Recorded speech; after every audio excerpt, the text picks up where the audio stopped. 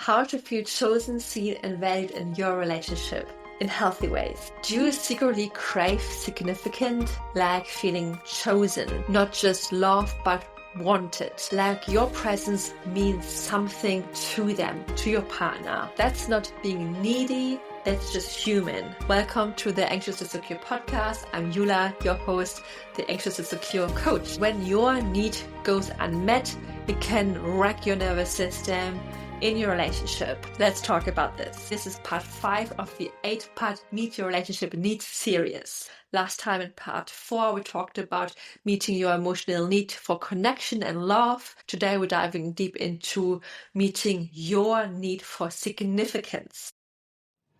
Disclaimer, I'm not a therapist or doctor. This content is for informational and entertainment purposes only. It's not intended to diagnose, treat, or heal any mental health condition. If you're in an abusive relationship or dealing with severe mental health challenges, always seek professional advice. Significance is one of the top unmet needs for someone who has an anxious attachment style. It means I want to feel special. It means I want to matter in my relationship. I want to feel seen and chosen, not just to be part in this relationship. I really want to feel special. So what triggers it? Getting less attention than usual, delayed replies, distracted energy, last minute changes, feeling like an afterthought, even if you're living in the same household. Watching them light up for others, but not for you. Feeling like your partner's not trying hard enough to connect with you, but maybe to others. Maybe your partner doesn't give you compliments. Maybe they're noticing a new haircut in your friend and not in you. And they don't even notice you. I used to worry a lot about not feeling chosen or wanted in my relationships, if they didn't initiate, if they lit up more in someone else's conversation and barely noticed me, I felt triggered and anxious. And I used to think like, why am I not enough? What's missing? What do they have? I always made me feel like I wasn't good enough. And what is wrong with me? So I remember one time my partner met up a friend and he always reassured me it was just a friend, there's nothing going on. But then he got dressed up very nice and wore his nice shirt for her. And I remember I felt very insecure and worried and spiraled. And I thought, why is he dressing up nicely for her? But when we go out or even in our flat, he never puts on his nice t-shirts. He always wears the same shirt over and over again. And so I thought I'm important enough for him. He doesn't even care about me. He doesn't want to make an effort for me. But I know now I was completely insecure. There was nothing to worry about. And he's just a guy who doesn't want to waste his good shirts inside the flat or when he doesn't go out, and he only literally wears his good shirts like 5 times a year, and that's just who he is. But at that time I didn't know that. I took it personal, and that's what we often do for someone who has an anxious attachment style and who really wants to feel chosen, a priority, feeling seen, feeling special. So what has changed from then to now? I've changed so much about myself. It's not that my partner actively has done a lot of inner work, but over time, when I have healed my anxious attachment style and worked on my core wounds and filled my own cup and my needs, my partner has changed as well. It created this whole ripple effect in our relationship. We are better off in our relationship compared to 4 or 5 years ago. So I stopped outsourcing my need for significance. I did the work on my attachment system. I rewired how I saw myself. Now I feel significant without overgiving or overproving or chasing or feeling insecure all the damn time. Now I know my worth, and now I don't need my partner to tell me this all the time. I can tell this myself daily. And I want to help you to do the same for yourself, so you don't feel insecure anymore.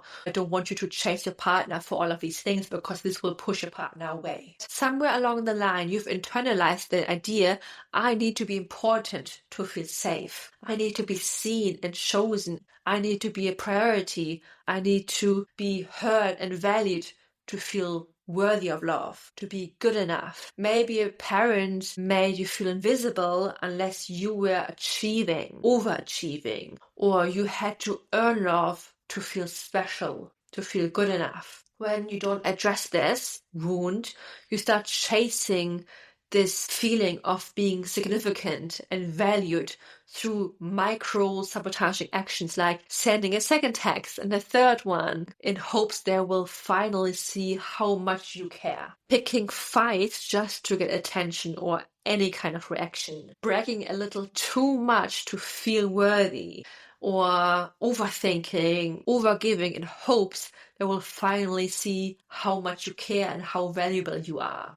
But it is exhausting. It never works and it feeds the cycle of pushing them away. Your partner's not with you for what you do for them, but for who you are. Anxious attachment tells you, if I'm chosen, I'm lovable. If I'm not chosen, I'm not safe. I'm not good enough. I don't deserve anything else.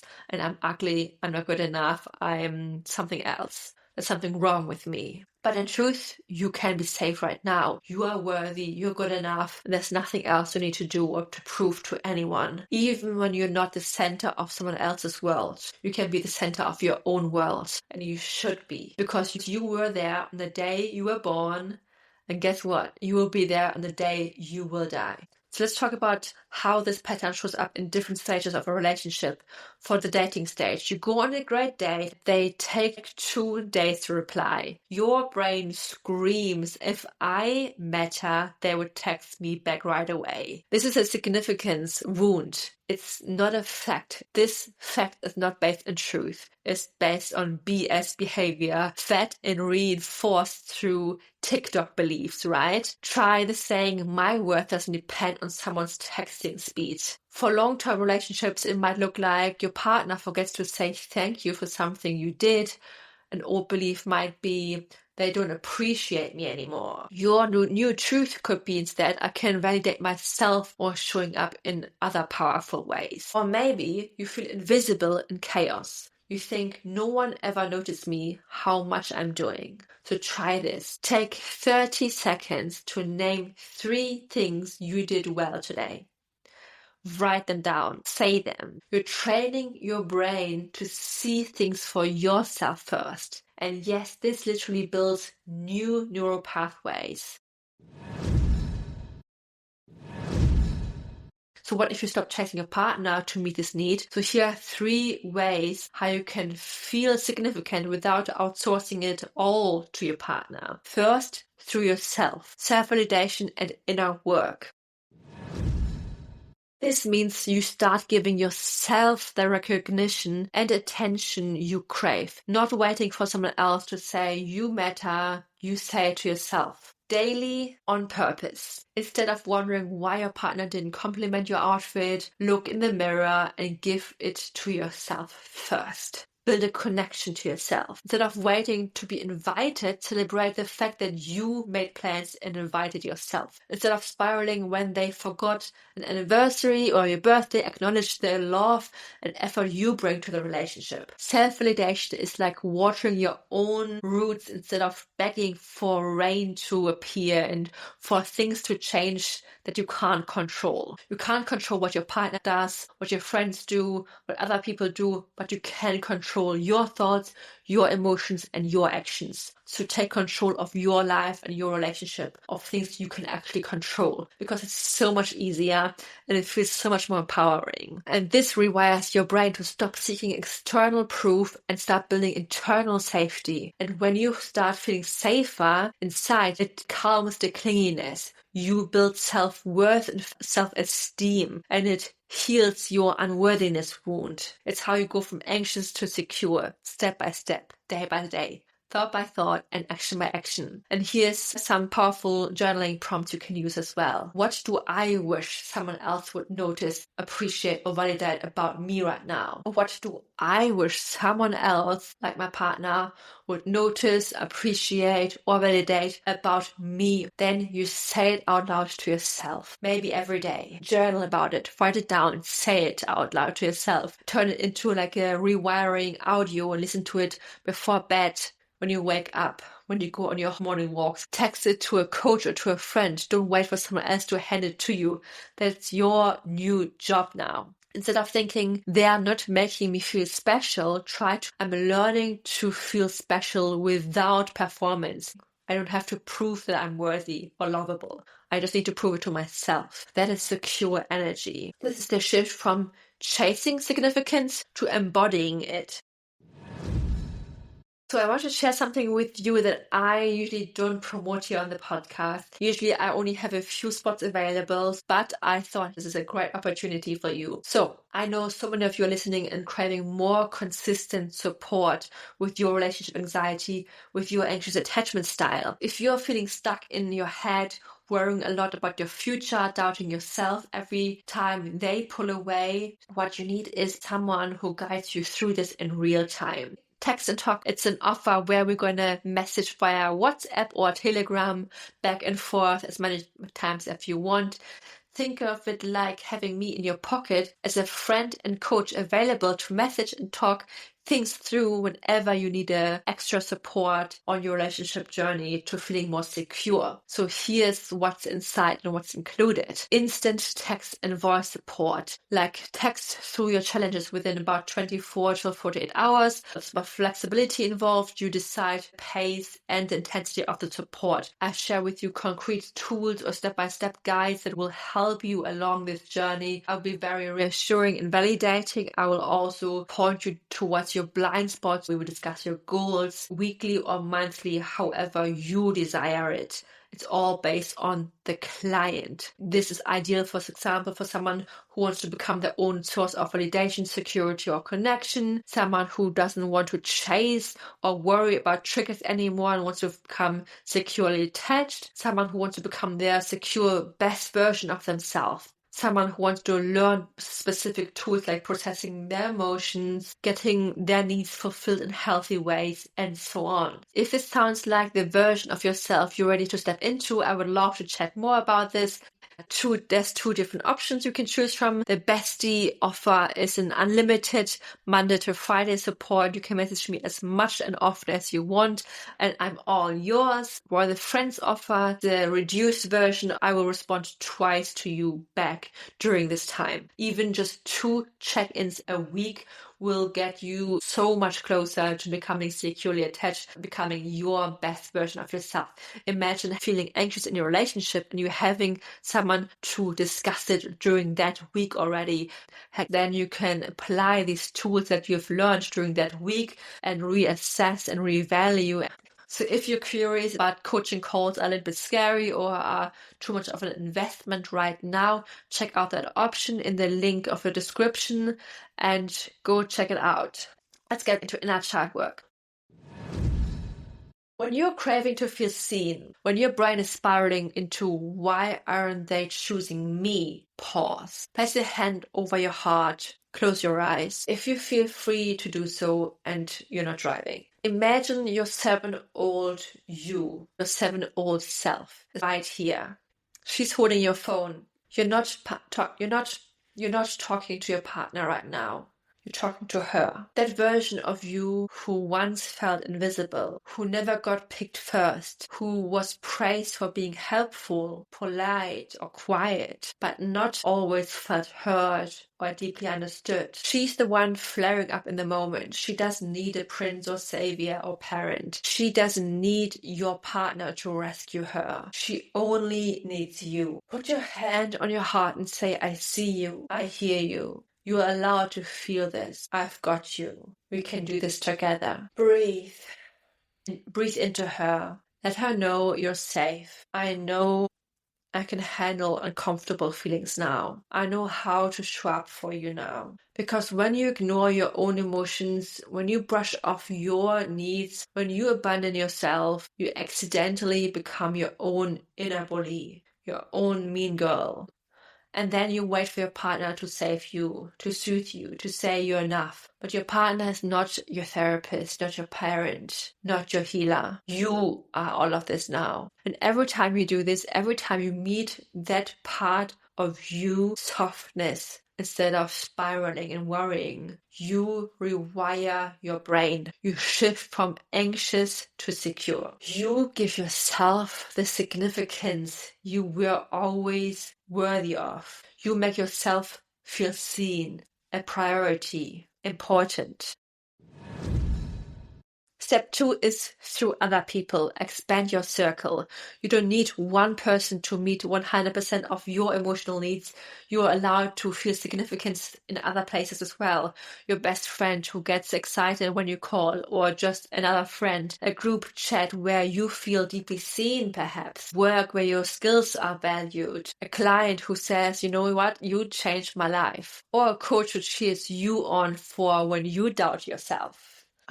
Maybe a neighbor who just waved at you and makes you feel seen. A colleague who appreciates your hard work and compliments your effort. Maybe your dog who greets you unconditional and wiggles the tail whenever he sees you. Maybe a stranger who just holds open the door for you or smiles at you or makes you feel seen in a small, tiny way. But this all compounds, it all adds up. It's all about finding multiple sources of emotional connection and support. When you expand your circle, you feel supported, valued, and seen outside of just this one person. It's like a web of love and reassurance that make you feel grounded. This isn't a betrayal in your relationship, it's expanding your emotional support system, because the more full you feel from many places, the less pressure your partner feels to be your everything. And that is where security really grows and you feel more worthy and confident. And become a problem solver instead of a problem dweller. When you feel the craving for significance, ask yourself, who else in my world makes me feel seen? How can I create this feeling that I want to feel right now? Look to friends who light you up when you call. Family members who appreciate your unique qualities, nature activities that ground you in your own presence, community groups, creative pursuits. The more sources of significance you cultivate, the less desperate you will feel when your partner then doesn't fill your cup, doesn't give you the compliment, doesn't make you feel appreciated or a priority, because you're your own priority. You have other people to make you also feel seen and valued. And then step 3 is through your partner. Yes, you are allowed to make yourself feel seen through communication. For example, detached, not neediness. Express your needs in a healthy, detached way. I love teaching detached communication. Detached doesn't mean cold. It means non-clingy, meaning it's asking without attaching your worth to the answer.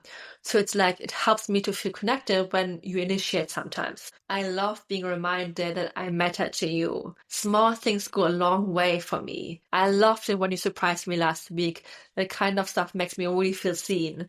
Just like positive reinforcement versus like, you never do this for me. You never give me compliments. You never prioritize me over your friends. This doesn't feel good for anyone. You're allowed to want things, you're allowed to say things what matter to you. But it lands so differently when it's not in a form from panic or pressure or criticism. When you learn to express yourself from a place of security, not desperation, it builds more intimacy. And that's how your partner becomes the bonus and not a lifeline. And for the bonus exercise, I want to share with you my FAIR framework for rewiring your brain. Let's shift the belief that's driving your anxiety, the belief that says, I only matter when someone else chooses me. This is what actually rewires your anxious attachment style, because sometimes no matter how many compliments or date nights you get, it still doesn't feel like enough. That's when you know it's not the partner, it's your belief system under the surface that needs to be changed. So FARE, F, find the belief, find the awareness. A is ask questions. R, reframe it. E, echo the new belief. So let's start with step 1. F, find the belief. The belief might be here, I'm not their priority. It means I don't matter. Step 2 is A, ask question to separate the fear, the story, from the facts. So is it actually true? Have they ever said I don't matter to them? Can someone love me and not prioritize me 100% of the time. Where did I learn this belief? Where is this rooted from? Learning to tell the difference between what the present moment is versus where the roots are of this belief is very important. And R is reframe it. I can matter deeply to someone even if I'm not always number one in every moment. Like, I'm allowed to be important and that others have their own life. E is echo, because with repetition, the more you repeat your new belief, you create a habit, and this then rewires your new attachment style and become from anxious to securely attached. Like, every time the trigger now shows up, repeat this new belief and also align your actions with it. Like, you write this down, you say it out loud, you ideally listen to audios that rewire this belief when you go to sleep. When you wake up, you want to become this new version and really think differently. So my worth is measured by how much attention I get. I already matter. So why this works? Your anxious brain runs on old programming. Fair framework helps you to interrupt the loop and gives your brain a new map. For example, let's say your partner didn't say I love you back in the morning rush. Your old thought might be, they're pulling away, I don't matter anymore. So you pause and ferret. Find the belief, I'm telling myself I'm not important enough. Ask the questions. Have they ever shown me they don't care in other ways? Could they just be rushed? Could they just be, having a hectic day ahead of themselves? Then reframe it. Their love isn't proven in every moment. I can trust their overall pattern. And then echo it. I'm still loved, I still matter, and you just repeat the new belief over and over again. Do that enough and your nervous system will start to believe it. You receive what you believe. Your environment will match your beliefs. Because if you will always believe that you are not worthy, you're not a priority, and you're not chosen, everything else will follow. Which will become a self-fulfilling prophecy. This is how you become emotionally self-sufficient while still enjoying connection. Remember, your need for feeling seen and valued and significant is valid. But when it becomes a demand, it turns into this trap, the anxious avoidant trap. When you meet this need first, the chase ends. The power returns. You become unignorable because you already see your worth. And remember, you don't become significant when someone picks you. You were already significant before. You just need to pick yourself first. So change in your relationship starts with you, thought by thought, action by action, and now episode by episode. Lots of love. I see you in the next one. Don't forget to check out my free resources, the free attachment library linked in the show notes below. Lots of love. Bye bye. You love.